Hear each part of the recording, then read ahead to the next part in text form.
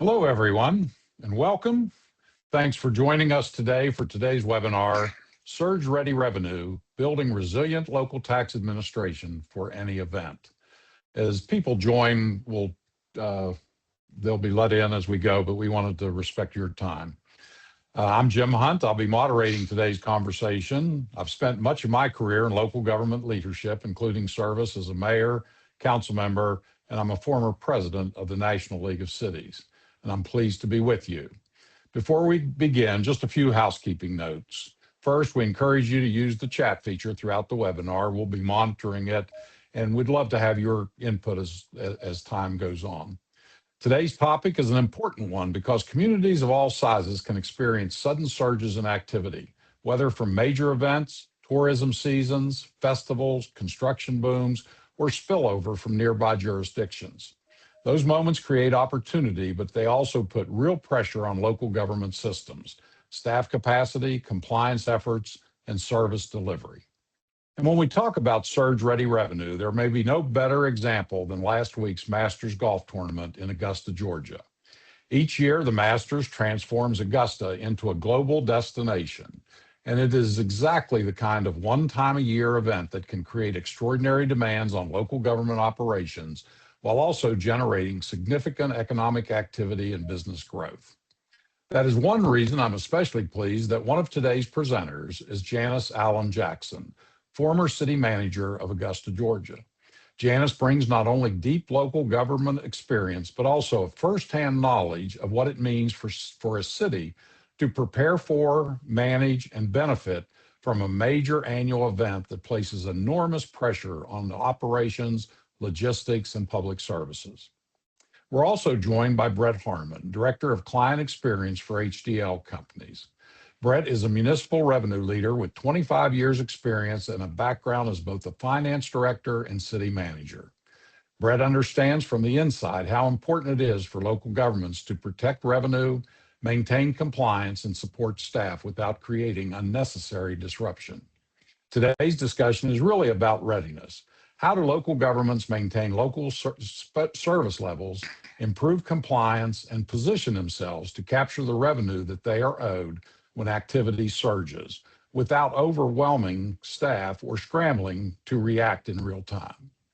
We'll also be sharing a practical playbook that looks at how these challenges show up differently in large, medium, and small communities. Because while the pressure may be similar, the starting point can be very different depending on the size and structure of the organization. We're delighted to have you with us, and we hope you'll stay engaged through the chat as we go. And now to get started. Today, I'll start with Brett Harmon. And Brett, today's webinar is sponsored by HDL Companies.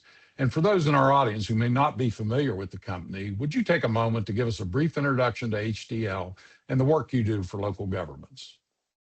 Absolutely. Thank you, Jim and Janice. It's good to be with you. So again, my name is Brett Harmon. I'm excited to share some thoughts with you. Something that I've been thinking about a lot lately with this is an old adage about when is the best time to plant a tree? And the answer is 20 years ago.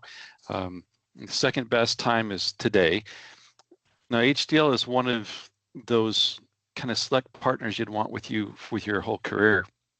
So taking that idea of a tree for just a moment, it's rooted in local government. Our founders were experienced city manager, finance directors that really infused the company from the beginning with this love of local government. So those are the roots. And the trunk, we've continued to hire the best from local government and from the private sector to build some incredible tools and advisor services for our clients. And the fruit, over 900 clients across the country. Those are cities, counties, special districts, and many have maintained their relationship with us for decades. Some for the full 40 plus years we've been in existence, because they've found that when they work with HDL, they're able to do more with more rather than more with less, seems to be the situation for so many of our cities. So it's truly a great opportunity to be with you today, for HDL to be part of this and to share some of the ways we've helped cities recover over $4 billion over those years. Thanks, Brett. And Janice, I'll turn it over to you. Probably your experiences with the Masters tournament and all of the other things that happen in a town of the size, a city of the size of Augusta So give us some insight on these one-time surges and the long-term consequences. Yes, thanks, Jim, for that. Yes, being here in Augusta, Georgia means we deal with one of the largest and oldest sporting events in the world. The Masters Tournament has taken place in Augusta now for almost 100 years and grows bigger and better every year. One of the things that we find most important for us as a local government organization here in Augusta, as well as other local governments throughout the region, and we'll talk about those a little bit later, there's often an opportunity to gain additional revenue, but as a government, you have to protect that revenue and build your credibility at the same time. So it is necessary to have that administration in place in order to ensure that you can protect both your revenue and your credibility. The time to capture the influx without disruption, there are three key points here. One is that large scale events bring both risk and revenue opportunity. So there are going to be additional expenditures to go along with that additional revenue, and you have to know that up front. It is also a reality that one surge can drive council questions, complaint volume, public scrutiny, and can lead to lost revenue opportunities if you don't plan well. And third, today we want to present a practical readiness checklist and an operating model designed to protect revenue and to stabilize service under surge conditions like a major event produces.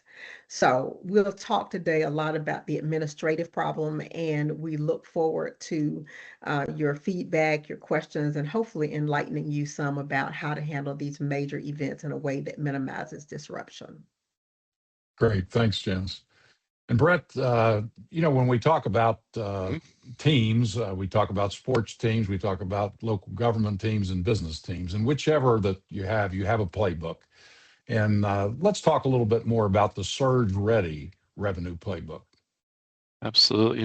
I like that idea of talking about the sports teams or other leadership. And I think all of us, if we look back over our careers, are going to be able to recognize or remember people right away that really impressed us or that showed us how to share with others. Some of the best leaders I've seen are those that are most willing to share what they know and to mentor others. Because all of us may be expert in one area, but not expert in all of them. And so this playbook is really an opportunity for us to share with the local government community something that can help them manage these revenue surges when they come. And we hope that you take it and share it with others too, because it will benefit them. It doesn't really matter what size organization we're coming from. All of us are susceptible to some type of surge that we can take advantage of or potentially miss. So the playbook today is focusing on these four areas. Why does search management matter to every agency? What breaks first and why? What to fix by agency size, and what's the minimum administration stack or solution you need in order to perform these different duties, responsibilities without being overly stressed by it. Great.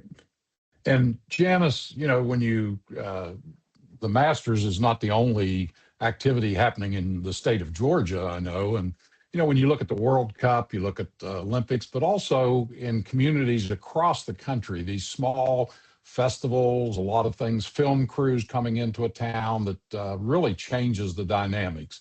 Can you give us how does that impact these agencies? Jim, you're absolutely right. It can be the great big events, such as World Cup, which is going to impact Georgia this year, as well as several other states. The Olympics will be coming back to the U.S. in 2028. So you've got those great big things, but you also have to keep in mind that, yes, surges can be created by various other things. Here in Augusta, we have the Arts and the Hearts Festival every fall. It draws roughly 100,000 folks in from throughout the region. You also have major construction activities. A few years ago, here in Augusta, the state of Georgia did a tremendous service to Augusta by bringing the Cyber Center of Excellence to our area, and we saw increases in sales tax revenue based upon the construction first, and now based upon people who come in for training at that facility. You mentioned film, huge in Georgia as well as several other states. So there are lots of other things that can generate surges as well. So we want our audience to keep that in mind. Events of any size, from global sporting to infrastructure projects, seasonal tourism peaks, and local festivals share one thing in common, and that is that they can expose existing weaknesses in our local tax administration systems. Even when your city or your county, your jurisdiction is not the primary host, there is spillover activity that can create sudden volume that strains staff, increases risk for compliance, and creates avoidable gaps in local revenue capture. And Janice, I noticed with the Masters, back with the Masters, I think about 35% of the revenue benefit goes into South Carolina, around Aiken, South Carolina. And that's that spillover that even though you're not hosting, it certainly does have the potential to affect smaller communities surrounding events like the World Cup and different sporting events. That is absolutely right, Jim. We estimate that cities and counties within a 2 to 3 hour radius of Augusta feel some impact of the Masters. Because there are so many people coming in, they can't all stay in Augusta. So there are activities throughout the area going almost to the North Carolina line in one direction and almost to Atlanta in the other. So that is absolutely right. And that's why we encourage jurisdictions within a significant radius of the city to also be prepared to make sure that they receive all of the revenue that they're entitled to as a result of those spillover effects. One of the other things to point out is that sometimes you can handle it with your in-house forces, your in-house team. Sometimes you can't. And there's a need to assess early on to make sure that you have what it takes in place to handle those surges. Because of that opportunity to attract visitors throughout the region and the increase in economic activity, we encourage all of those jurisdictions to be very intentional about marketing themselves. And at the same time that you're marketing yourself, you also have to be intentional about making sure that you have everything in place to capture the revenue that is coming into your community. Right. And Brett, my municipal experience is that when you have these surges, that the rest of the city cooperates. There's no water line breaks. There's no emergencies. There's no, big auto wrecks or whatever, streets Of course closed. not. So I'm Yeah. sure as a city manager, you experience that. But what does that surge do to your organization? At the very heart of it, I think that the surges compel staff to decide which priorities not to pursue. Because they're dealing with a finite capacity. They have time that has a capacity to it. Physical health, external conditions like you're talking about, internal conditions, resources, MOUs, legal constraints, budgets, all these things that you plan for the year and establish, hey, this is the capacity we can handle. When you've got something new comes in, like one of these surges, all of a sudden you've got staff that can't hit all of those priorities. So they have to choose. And whether it's a conscious one or just by neglect, something gets set aside, you're going to miss things. So what we're looking for is how do you create that flexible, meaning demand responsive, and intelligent, meaning self-assessing or adapting capacity, without introducing waste into the system. We don't want to have a situation where you're overstaffing, where that staff goes underutilized for most of the year. So it's got to be something that can flex with that demand while they're facing physical things in front of them, like you're talking about the water line breaking or a major accident. Public safety, community development, code enforcement, those are going to be on a heightened alert during these major events. And because they're so physical, you're going to put your attention there. But there's other sides, maybe the revenue that goes by that you weren't able to collect. that you just don't see, and so it doesn't feel as pressing, that if you don't give that attention as well, and having that flexible, intelligent capacity that can flex with you, then you end up foregoing some of those. There's definitely things on both sides, that expenditure and revenue side, that you're dealing with, but your staff get hit with the need to make choices and put things down just because there's a limit to how much they can do. And that is, I mean, that's the reality on the ground in most of these surge events, is that there's always going to be a pressure. And as you say, picking those battles, if you will, is critical. Now, Janice, you know, when we talk about the ripple effect of the surge, a lot of times, I mean, you know, we all, I think, experience it to some degree, of seeing a t-shirt vendor that's set up on the highway or in a park, and, you know, a food truck that hadn't shown up in your community for a while, but all of a sudden there's 8 of them on Main Street. So give us some insight of those type of things and that revenue that potentially could be lost. Thanks, Jim. Yes, it is always certain that there's going to be money circulating in your community, and there's always the opportunity for some of that to leak and not get to your coffers. So, just to give you an idea of some of the types of businesses that will generate additional revenue during this time, there are a few up on the screen, such as your pop-up and temporary vendors. One of the things I joke about is the barbecue stand that wants to set up across the street from the Augusta National with no warning. They just figure, oh, they're going to be people coming out of the gate, so we'll just set up there. You have to let them know that's not quite right. That's not what's going to happen. But there are those who are in the catering business who have contracts with various companies and hospitality houses during that time.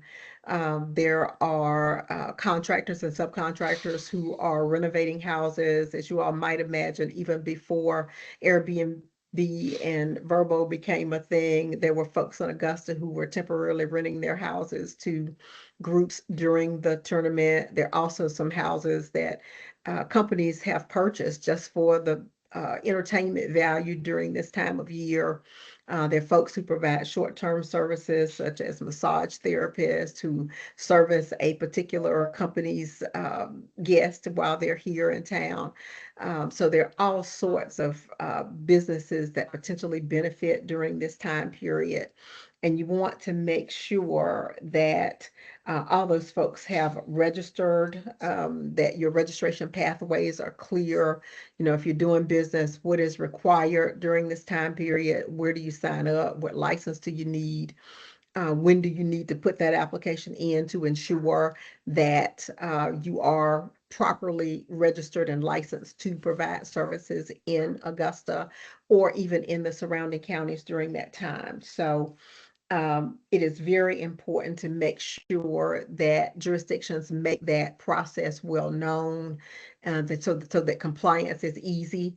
So part of this, like anything else we see, is a communication issue, and that's part of the administrative issue that we discussed early on in this webinar. You want to make it easy for folks to get signed up, so that that money does not leak from your community, whether you're the host community or someone else in the region. And I know, Janice, we always hear a lot of feedback from vendors and people that are renting their homes and all. So a lot of them are not in the area whenever they're Mhm. thinking of coming to an event. So does that necessarily mean that the website for the city needs to be highly functioning and being able to handle those? You know, Jim, that is the best way we communicate with folks these days, websites and or social media. So it does not hurt for those cities and counties, anyone who's expecting any impact, to clearly communicate that. That certainly benefits you on a day-to-day basis with your regular businesses, but especially benefits you during the time of a high surge event when you know there are going to be lots of visitors coming in. One of the things I know many organizations are trying to catch up with, you know, Brett made the analogy earlier about, you know, you plant a tree 20 years in advance, related to short-term rentals. Everybody's still trying to catch up. We're being more reactive than we are being proactive with the how to register those folks, what the requirements are of them, you know, where taxes are paid, all of that. All of those are questions that many local governments are catching up with now. But when you think about lodging tax systems, if we could pull up that slide, I'd like to go through that. Thank you.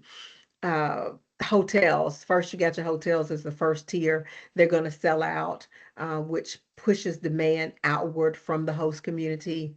You've got short-term rentals, as I was discussing earlier, where everybody doesn't necessarily have a process down, but probably needs to have one. Another one of the large events, imagine those communities that are near big universities that host big time football games and things like that. We consider that part of the surge as well. When you have underreporting with any of these things, that's essentially costing those jurisdictions money. If you have underreporting, then you have non-compliance if you don't have systems in place for that. There's also the possibility of price gouging and getting complaints from consumers who are trying to come into your community. And then all of that just places more pressure on your staff. We know these days, particularly post-pandemic, many of our local governments are strained in terms of their staff resources. So all of this places more and more of a strain and may get to the point where governments have to seek other means of receiving help so that their registration pathways are clear and compliance is easy. So that would be the goal of any well-planned system. Well, let's go on now, Brett, to the kind of put your doctor coat on and give us the diagnostic. A little bit about, if you're looking at your organization, what are the things that make you vulnerable in a surge? The main question you're asking yourself is, where's that risk level, right? I think Janice hit on it well too. Is that we're stretched pretty thin, and I think that there's a real risk for a lot of organizations where they've tried to go so lean that if you cut any more, you're cutting muscle and doing long-term damage to your organization.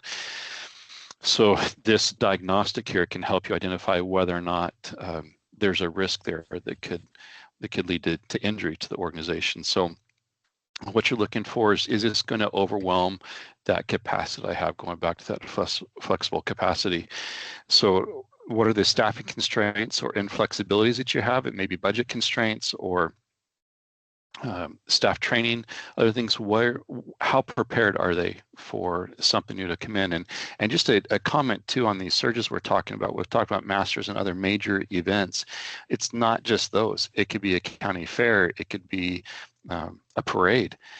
Small jurisdictions up to large ones all have their different variety of surges, and we're going to get into those a little bit later. But just keeping that in mind, that as you go through, is your staffing constraints or inflexibility leading potentially to that vulnerability? And then when are staff carrying competing priorities, going back to they're going to have to put one of them down potentially or more if they get hit with something else? When could renewal or filing cycles overwhelm capacity? When do you have backlogs in renewals or late accounts? Where are weaknesses in your compliance programs? Are calls or walk-ins or other things frequently interrupting a variety of priorities your staff are trying to work on at the same time? Because their hearts are definitely there trying to serve the community, which is what they should be doing there, that front line, but they're also trying to manage other priorities at the same time. So what's the structure like?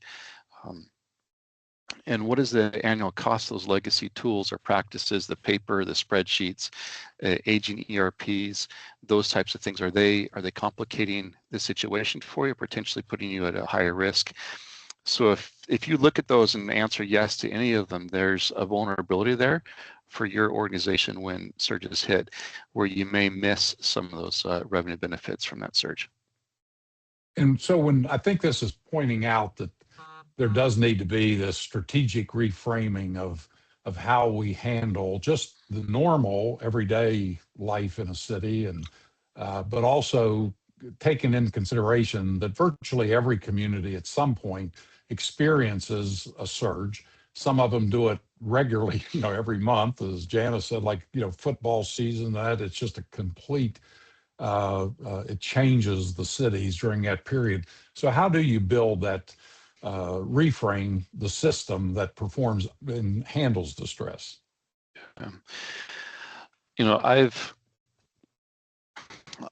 I've found that cities in general are extremely well run, highly intelligent people doing it despite what next door may tell you or other social media people complaining because they didn't get whatever they wanted from it. Local government is an incredibly rewarding place to work with amazing staff in it. So they, again, are going to have that capacity limit that they have. It's just the condition of the circumstance that they're in. And so you're looking for a way to have that partnership to interject that flexible, intelligent capacity so that the solutions you have are working well. Some of the things you're looking at are, first, you're going to optimize efficiency. That's something you do within your own staff. That creates capacity. That may be sufficient for your organization to capture the revenue and to manage these surges. If it's not, then you're looking at cooperative relationships, both on the expenditure side and on the revenue side. Expenditure side could be technology, people, and then on the revenue side, you're looking at what's the compliance like, what net new revenue can you bring in from the surge. And so we've got that picture of the suspension bridge. It's going to flex based on the amount of weight that's introduced to that bridge. Its capacity is managed by its ability to flex by it. And you're looking for the same type of thing. You want an organization and partnerships that are able to flex based on the weight that are applied. Okay, and so when you look at the operating model, and I go back in my days of local government, when the life was simple, a police department, a fire service, and the accounting was done on paper and then up to an Excel spreadsheet. And, the technology had not fully come in. And so now, I mean, it seems like everything with AI and all of the different things looking at it, you talk a lot about municipal revenue as a service. Give us some insight into that. That's a good introduction there. So municipal revenue as a service is hitting more than just one area. You mentioned going from paper to spreadsheets or spreadsheets to cloud or something like that. This municipal revenue as a service brings the people, the technology, the best practices, all of it together under one umbrella that can help. And so you're looking at benefits from it being the best practices, lower cost to collect, fairness and equity, because you're making sure that you're applying those best practices across the entire community, not just those that are coming to you to pay the taxes or the other fees that they have, but you're looking at a community helping everybody come up to that same level. So you've got that fairness and equity there. You're being proactive with your compliance. It lowers the staff burnout because they're not trying to balance all of those different priorities at once, but they're focused on their present duties, and you've got this other team that's supporting it. And then it's improving the interdepartmental flow and communications. And so it's hitting those three areas there of improving your administration, improving your compliance, improving your professional services, because you have expertise in each of those areas that can flex with the demand that's there, improve that overall capacity, and helps you really make sure that you've got a resilient, professionally managed revenue administration picture for the whole city. And it can adapt when these surges come in because it's not affected by the same way that your immediate staff are. Right.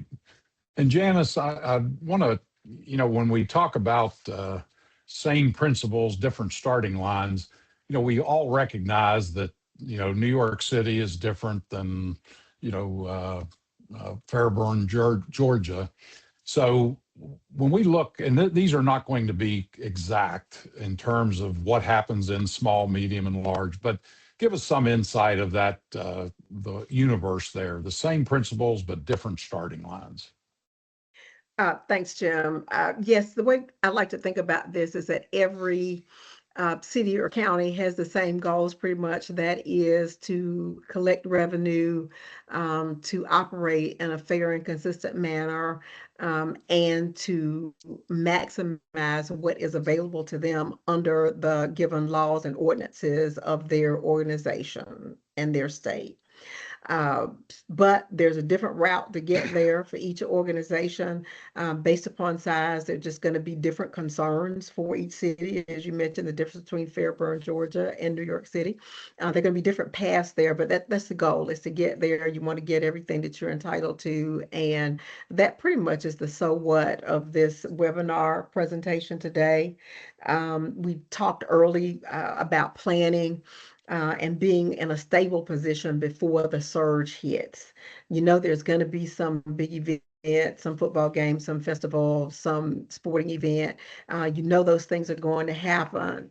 And how do you ensure, based upon the size of your organization, these are some guidelines to ensure that you're prepared for that. For our definitions here, small cities are considered those that are under 50,000. And the goal there, 50,000 in population, and the goal there is to protect continuity. For the medium-sized cities, those say between 50,000 and 150,000 in population, you want to stabilize your core programs. And for the larger cities, you want to prevent fragmentation and collapse. In our instance, in Augusta, of course, we are in that larger city category. And even now, as I think back on the time I was administrator there, knowing what I know now based upon our connection to HDL, I wonder if we could have done better, quite frankly, with our revenue streams and ensuring that there could be more collaborative dealings between the various departments to ensure that revenue was indeed maximized. And Janice, Go right ahead. the funnel, I find that fascinating because we talk about fixing the intake valve. Give us some insight on that.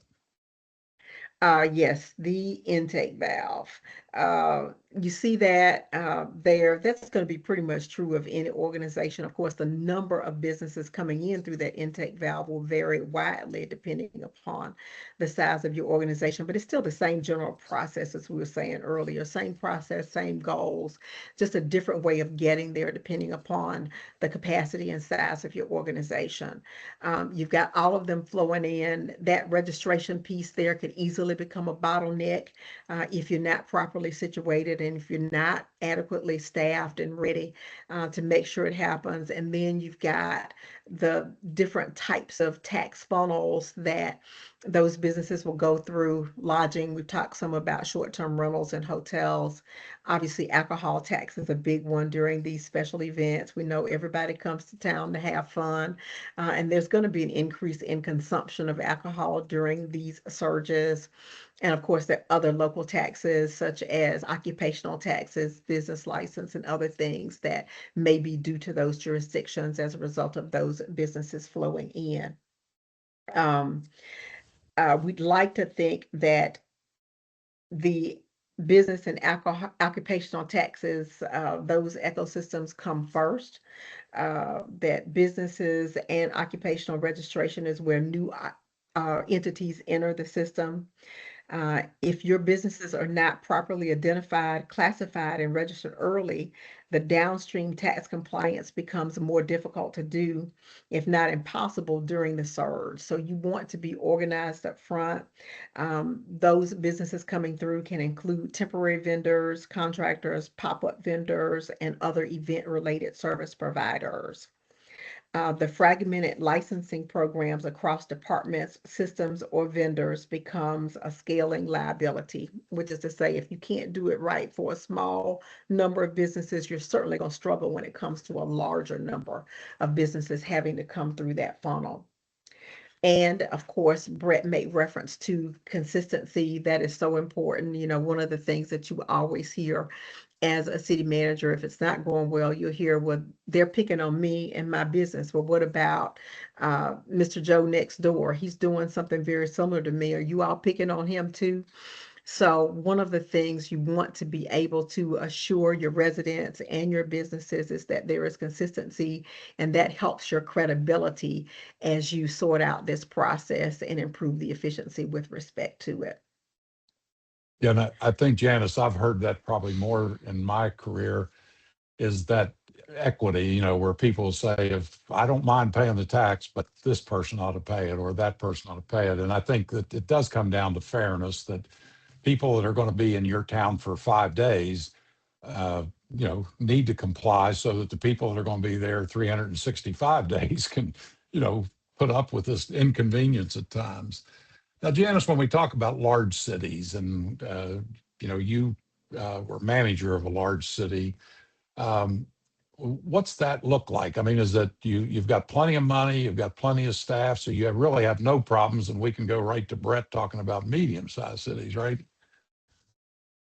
And just a little to add, you know, it may appear that the larger city has plenty of revenue, but sometimes we don't. They can be in a squeeze as well. And I just want to tie all of this into the notion of compliance. You want to get the businesses in, everybody applies, the guidelines are clear for who needs to apply, when, where, how, and how that process works. But once they've applied, you need them properly classified, and you need to make sure that you're set up for compliance with the payments necessary for all of those. The ultimate outcome is that revenue systems that flex with demand, protect staff from burnout, and give city managers and finance directors a clear, defensible story when council and residents ask how you're handling these things. So again, that credibility is just so important. And you do that with a well-defined system that everybody understands, it's clear, and you follow through with everybody who is impacted. Great. I was joking about skipping you over the large cities. Give us the insight of large cities and kind of that some of the stresses and strains that large cities do go under. I know that, you know, as coming from a small city, you always look up and say, oh, they have no problems. We have all the problems. But tell us a little of the things Yeah, that happen bigger in big cities. organizations definitely have their share of problems, Jim. And one of them is just lack of communication among the departments. You've got planning and development services on one side, code enforcement may be a part of that, they may not be. Your business license operation may be in that department, it may be in the finance department. And ultimately, your finance department are the ones that are going to say, hey, where's the money? Show me the money so we can ensure that we do everything that we need to do for our taxpayers. So ensuring the cross-departmental workflows and communication is one of the key items for larger organizations. You know, some of these smaller organizations, there'd be maybe one person that does all of this, and a big organization, it may be 30. So you want to make sure that you work around potential failure points, such as permitting delays, inconsistent enforcement. We've already talked about that a great deal. And of course, we don't want to lose visibility. We want to make sure everybody understands and has no excuses for non-compliance. Good. Brett, medium-sized cities. And as we said, you know, in some states, medium-sized city is the largest city in the state. In some states, the smallest category is the largest city. So Yeah. give us some of that, just the feel of what happens looking at in kind of the template of medium-sized cities. For sure. You know, medium-sized cities, I think, are just awesome. I love them because they've got enough to be self-sustaining, enough population and resources there that they can really take that elected officials' vision of what the community should be and can go after it. At the same time, it has some challenges, and those challenges can be hidden in some ways. A lot of what Janice was talking about, where you've got these larger staff, you know, large cities, you've got that. In a medium-sized city, you have enough staff where they're busy all the time and can get things done, but you may not see obviously some of the weaknesses that are there. And when you have a surge or something like that, those things come to light. So what we're looking at here with the medium-sized cities is first saying, all right, let's stabilize the licensing first for it. And what that does, and it may be the business licensing, it could be occupational, or maybe in your organization, there's a different tax. It's the largest one here. And a lot of the ones that we're dealing with, the licensing tends to be the largest of those revenue sources. And so you're looking for an opportunity to overcome the manual reactive understaffed or overwhelmed licensing system by making sure you're going online with the registrations and the renewals. Take that off direct staff work as much as you can, getting it into the hands of the businesses to do it. You're going to automate those notices and reminders to really make this something that can work in the background for them. And then as you have these surges hit, you need to make sure that there's clear pathways. I think Janice was mentioning this earlier, to make sure that those other businesses that are coming in, our itinerant vendors, know where to go for it. If there's a breakdown, though, at this licensing level, then you've got a cascading effect downstream that's going to affect underreporting in local taxes for lodging or for parking or alcohol. Some states with cannabis or other things are going to hit there. So you really want to prioritize making sure that occupational licensing administration is working well as your base, because everything else you're doing is going to build on top of that. Again, through that, make it online, the renewals, automate the process, make sure that those businesses have an easy way in to come and work with you, because your staff, again, we don't want them sitting down other priorities to deal with this when you have a surge. We want them focused on all of the things that need to happen. I think those are the main ones, making sure you keep it fair and consistent administration across the board that's easy for them to comply. And Janice, I'll go back to you for the small cities. You know, I've spent a lot of time in small cities, and you recognize that, you know, although they many times understand what they need to do, sometimes because of economics and revenue and so forth, it becomes difficult. Give us some insight into some of those small city issues. Yeah, one of the things we see with small cities quite frequently is a lack of technology. The investments haven't been made, so they still do everything on paper. In fact, this past weekend, while Brett and I were at the Georgia Association of Business Tax Officials spring conference.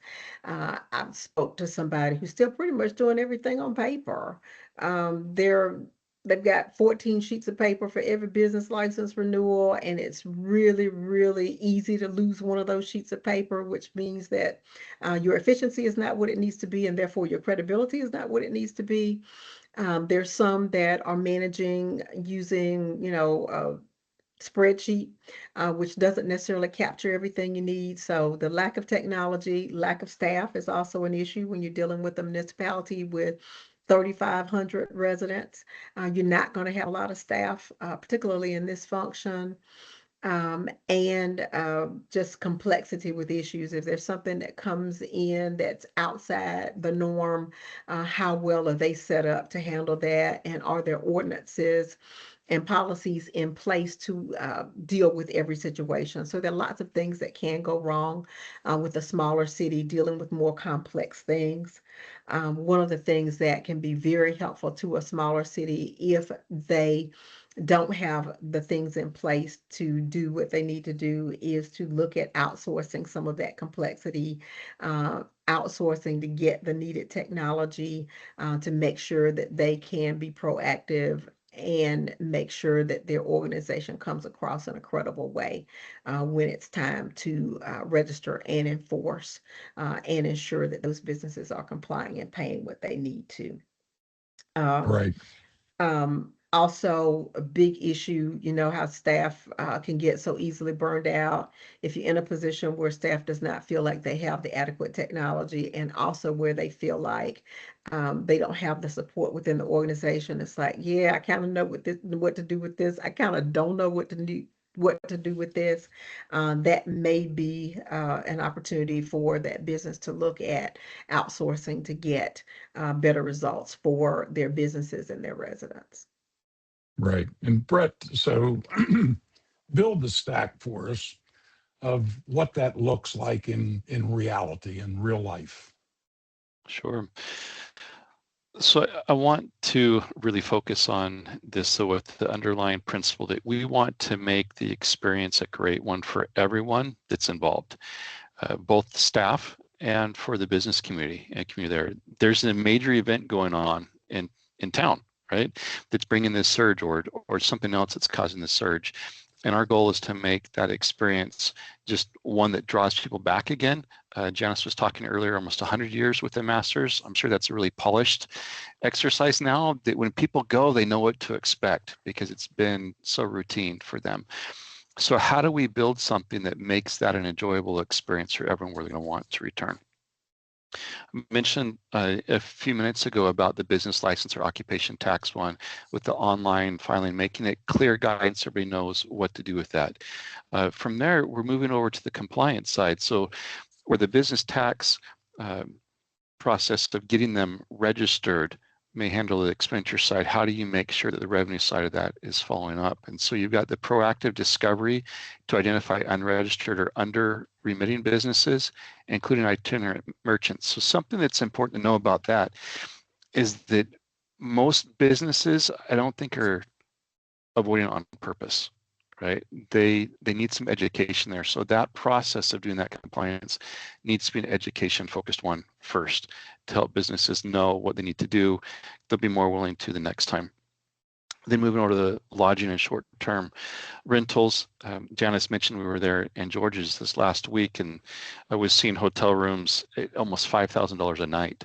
And we were in Atlanta, not even over by the masters. I'm like, wow, okay. So there's a real need to focus on that lodging and STR part of it. So you're looking at registration, collection, and then make sure that your enforcement is aligned with your ordinance and that you have the tools to detect those non-filers and under-remitters. If you don't have those in-house, you look for a partner, again, to make that flexible, intelligent capacity increases. Then you're looking at the data in the audit backbone. You want risk-based reviews, analytics that flag outliers during the event window, and defensible notices that stand up to counsel and to legal counsel. And then finally, you're looking at the resident first service, going back to make this a great experience for everybody. Make sure that they're trained, the customer's education focused, again, in their communications with them, that they maintain fairness and equity we talked about earlier, while easing the compliance for residents and businesses. Nobody wants this to be a difficult experience for them.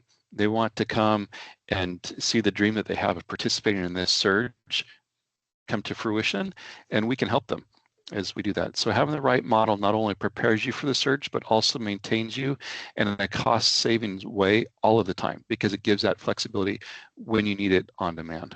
So those are things that you want in your stack. Good. So Janice, go back in time and that young dynamic city manager or finance director, give us kind of today's checklist. What do you take out of this webinar and say, this is where I should do a little work tomorrow? Thanks, Jim. Let's look at the slide. Fortune favors the prepared.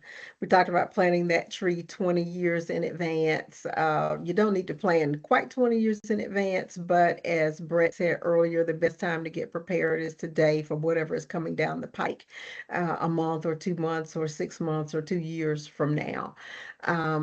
In terms of getting prepared, particularly for the surge-related events, as well as your day-to-day, quite frankly, is to look at your intake, particularly for temporary vendors that may pop up, no pun intended, as a result of this surge activity, making sure that you don't miss any opportunities.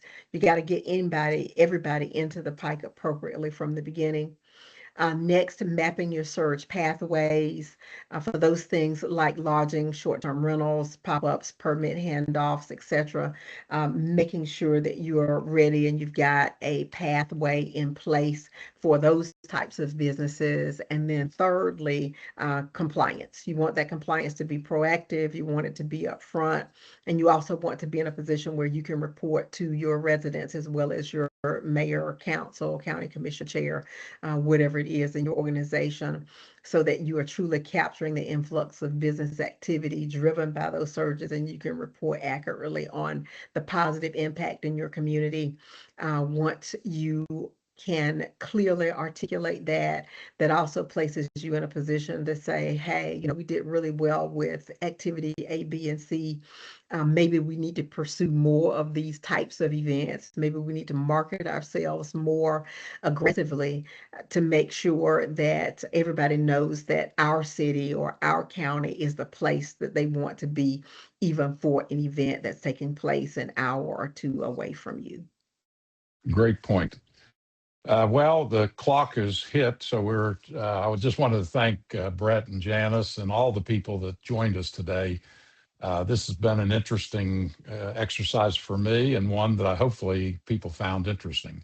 As you leave this webinar, I hope you'll remember a few key points. Surge events often expose weaknesses across a wider region. Spillover can hit hard. Fragmented and manual system can lead to reactive enforcement and missed revenue. And the best time to invest in resilience is before the next surge arrives. The most resilient model wins, not the biggest staff. As the saying goes, you can stop the waves, but you need to learn to surf. Thank you for being with us today. Please keep in touch, and we'll make the PowerPoint available to you. So on behalf of HDL Companies, our sponsor, we really appreciate your attendance.